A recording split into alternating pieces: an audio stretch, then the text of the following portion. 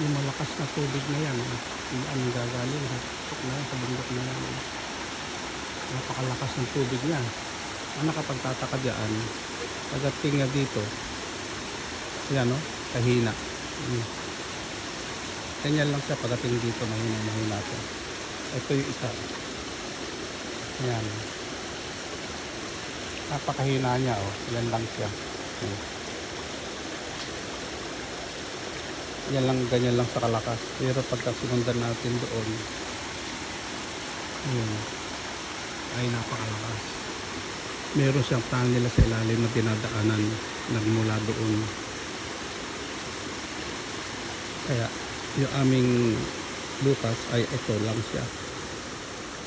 Ayan, laging puno ng tubig yan. Pero galing dyan sa bundok na yan ay napakalakas ng tubig. Pero dito sa pinag-agwasan niya dito, ito, ganyan lang sa kalakas eh. Napakahina niya eh. Meron siyang tunnel sa ilalim na dinadaanan ng tubig galing dyan sa lugar na yan.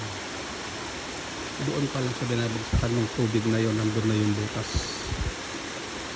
Dahil yung papunta na dito mahina na, pero pag alas sa taas kalakas,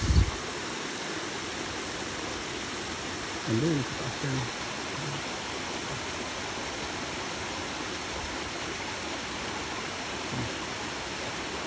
Kaya yan, pagtataka. Yan ang ating tutunghayan ngayon.